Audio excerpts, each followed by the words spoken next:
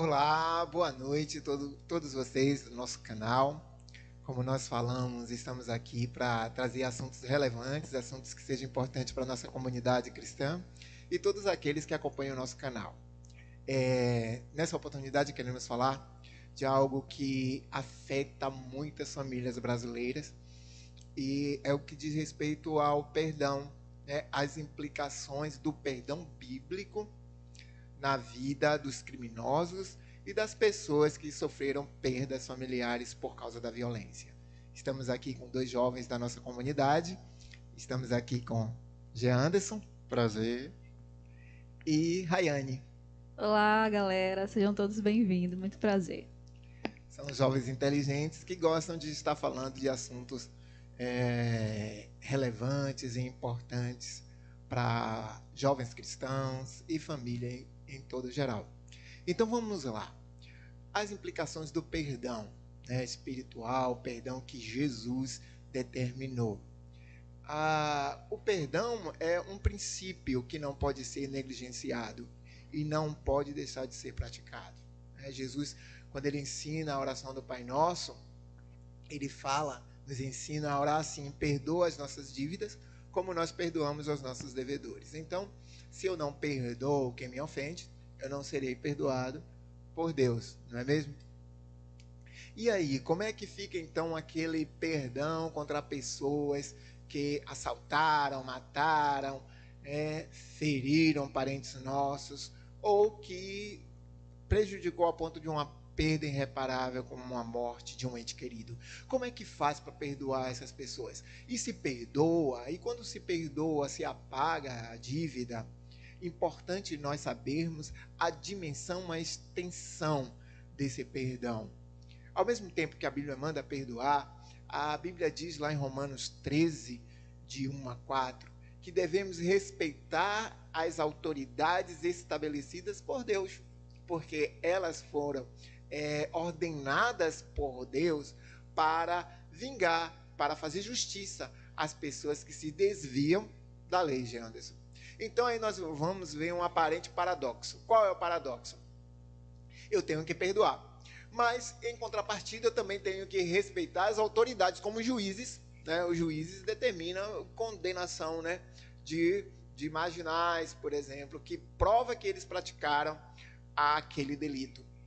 Ora, se manda eu respeitar as leis estabelecidas, como o Código Penal brasileiro, que foi criado pelos juízes, né, pelos legisladores, diz que um latrocínio, o que é latrocínio? É um assalto seguido de morte, né? Além de roubar, mata a pessoa. De 20 a 30 anos de reclusão. Então, reclusão, vai ser preso. E preso onde? No sistema carcerário superlotado. Vocês já ouviram falar disso? Né? Sim. Que o sistema carcerário brasileiro, os presídios, superlotados, né? Uma cela que caberia 12, tem lá 28. Então, nós percebemos que há possíveis violência aos direitos humanos, à dignidade humana. Então, o paradoxo fica nisso. Perdoo ou devo querer justiça? Justiça é igual a vingança? Vocês podem perguntar, mas isso não é vingança? A vingança está dentro do coração, né, da pessoa, de desejar a maldade.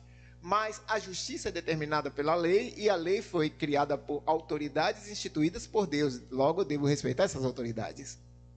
Mas mandar alguém para uma cadeia onde os direitos humanos muitas vezes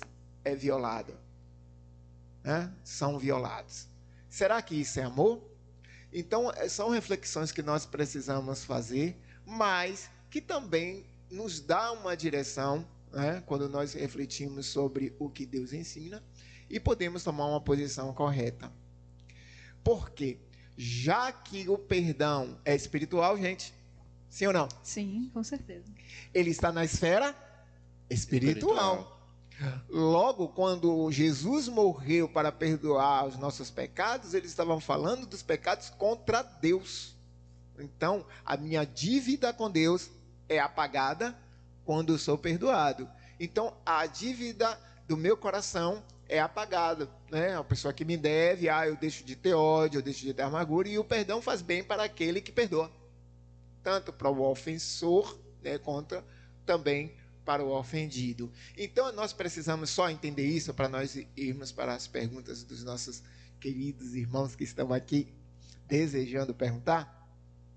Se, assim como nos direitos, né, vamos dizer que alguém comete um delito e ele seja um funcionário público, o que vai acontecer? Ele vai responder na esfera penal, ele vai responder na esfera administrativa, né, e ele também pode responder na área civil.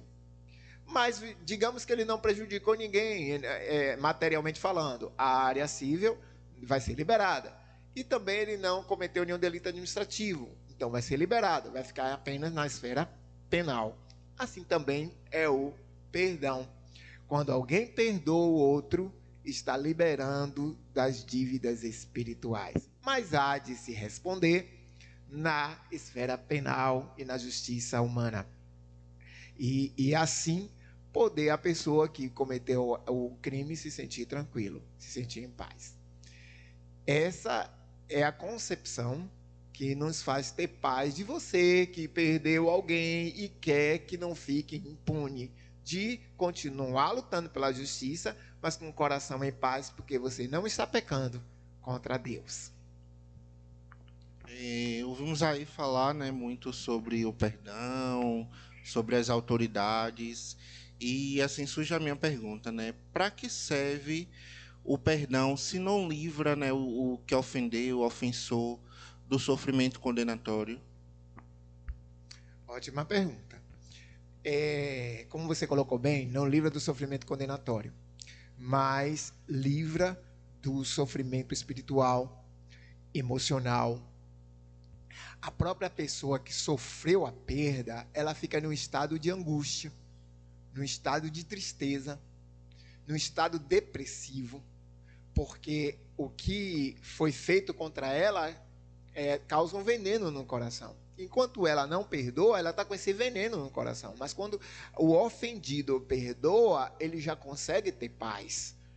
Porque Jesus disse que quando nós perdoamos, tiramos uma árvore de maldade de dentro de nós. Então, quando nós perdoamos, nós temos paz. Primeiro para o ofendido e depois para o ofensor, na sua relação com Deus, né? E na sua relação com ele mesmo, né? E na sua relação com o próximo, porque ele vai poder olhar para a pessoa sabendo que a pessoa já não tem aquele ódio no coração, né? E poder seguir, quem sabe até, numa restauração para ser um ex-criminoso, não um criminoso. Amém. Em relação, ainda falando sobre o ofendido, como é que fica o amor dele ao próximo, sabendo que se ele denunciar o ofensor, ele pode ir para a cadeia e sair bem pior do que entrou? Esse assunto é também muito importante e relevante. Desde o século XVII que Foucault ele diz que os presídios, na verdade, Rayane, é uma universidade do crime. Porque o batedor de carteira entrava lá, segundo Foucault, né, e saía um traficante, saía um criminoso de alta periculosidade. Então, desde esse tempo, já se falava isso.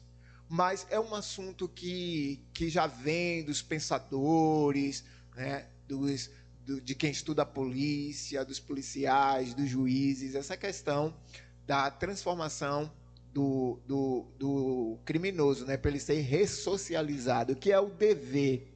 A cadeia, né, as prisões, deveriam ressocializar o preso. Mas, como você falou, não acontece aqui no Brasil, né? Infelizmente não acontece.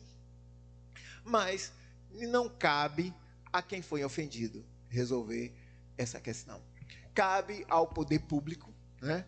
Cabe à sociedade em geral, cabe impetrar uma ação popular para que os direitos do preso, né? O criminoso que entrou lá seja ressocializado, garantido quando ele sair de lá um emprego, né, que não haja discriminação. Mas isso, como nós estamos falando, é aquela velha máxima, né, uma andorinha só não faz verão. Pois é, então eu não vou poder fazer. E, portanto, que seja feita justiça, né, mas seja feito todo esse contexto de ressocialização pelo poder público. Fica aí, né, vocês que ouvem esse canal, estão assistindo essa conversa, de agir, né, principalmente no momento do voto. Então fica aí o esclarecimento que essa parte aí já não é mais a responsabilidade do ofendido, já é responsabilidade do governo. E o senhor falou logo no princípio da transmissão sobre a superlotação, né, nas cadeias. Uma cela que era para ter 12 pessoas, tem mais do que o dobro, 28, né? Então isso se implica um pouco a questão dos direitos humanos, né? Então, diante dessa superlotação, não seria da esfera do direito humano impedir do ofensor dele ser preso? Bem, seria dos poderes públicos, né, que defende os direitos humanos, lutar por uma vida digna do preso lá, né? Nós temos várias leis, né? A lei de transição penal, por exemplo, em que um preso, ele tendo um bom comportamento, né? ele mostrando mudança, pode diminuir a pena dele, tá? Mas evitar que o criminoso seja preso seria um fortalecimento da impunidade, né? No Brasil, os nossos direitos à liberdade, à vida, à segurança, né, que são direitos fundamentais garantidos na Constituição brasileira, lá no artigo 5º, né, são violados. Porque você tem tranquilidade de andar pelas ruas qualquer hora? Certamente você tem medo, né? Então, o que acontece? Se nós evitássemos, né, os defensores dos direitos humanos, né, o poder público, extinguisse a cadeia, né, como é que seria a nossa vida, na verdade? Então, a impunidade já é algo terrível para nós brasileiros, porque por causa da impunidade, o crime aumenta, né? Porque se alguém rouba, mas não é preso, mata e não é preso, então pode fazer, né? Eles não são reprimidos. Portanto, Janderson, a sua pergunta, respondendo diretamente, os direitos humanos garantem uma boa vida ao preso, né? Uma vida que ele seja ressocializado, uma vida digna ao preso, mas não evitar que o preso, né, o criminoso, melhor dizendo, seja preso. Essa é uma pergunta agora, acho que muito interessante, que vai esclarecer muito a mente, né, da sociedade. Eu acho que a gente tem muita mania de sofrer algum delito assim no nosso dia a dia e não correr para a delegacia para denunciar, com o pensamento de que nunca vai ser solucionado o problema. Então, aquele que sofre algo, um roubo ou até um assassinato, né, no meio da sua família, ou algo parecido, algum delito, que ele não, o ofendido, ele não denuncia o ato, ele também está errado, está cometendo um erro? Com certeza, nós estamos falando baseado na Bíblia, né? É importante isso. O próprio Jesus, quando estava diante de Pilatos, ele disse para Pilatos: você não teria nenhum poder se o meu Pai não te desse o poder. Então, o respeito não foi à pessoa de Pilatos, mas à autoridade que estava sobre ele. Portanto, há uma autoridade delegada por Deus aos juízes, aos promotores públicos, né? Os próprios criadores da Constituição. Há uma autoridade para a polícia. Então, quando eu não denuncio, quando eu não luto pelo cumprimento da justiça, eu acabo cometendo um erro até bíblico.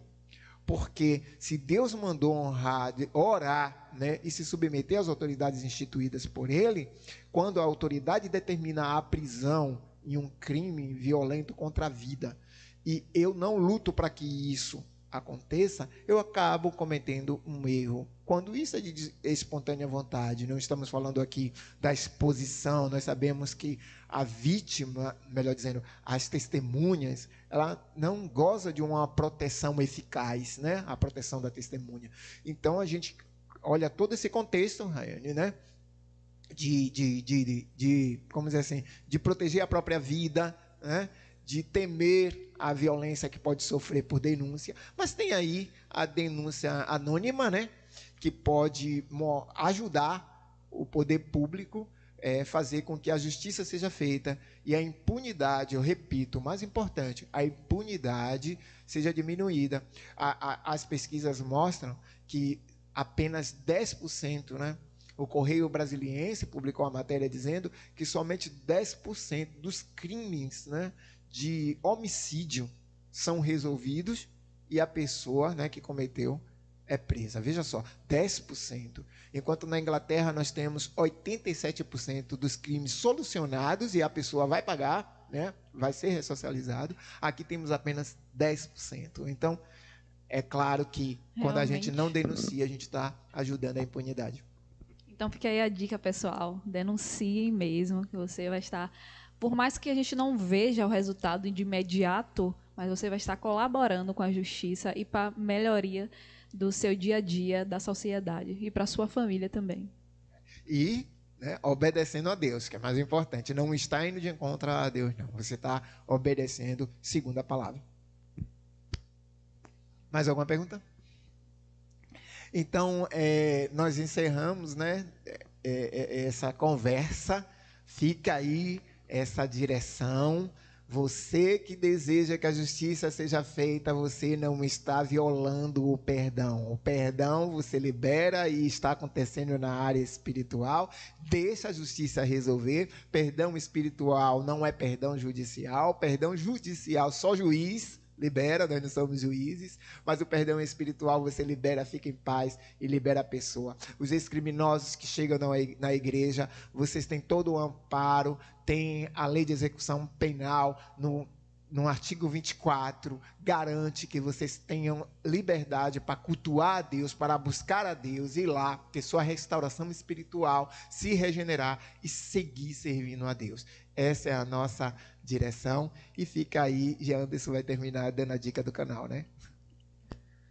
Dá um like no canal e compartilha nesse vídeo. Eu creio que será de muito acréscimo, né, na vida de cada um que assistir. Tchau, tchau, pessoal. Olá, irmãos. Muito obrigado por ter assistido mais um vídeo. Que ele possa ter te abençoado. Nosso canal é para abençoar e informar. Por favor, dê um like e se inscreva em nosso canal. Um beijo no coração.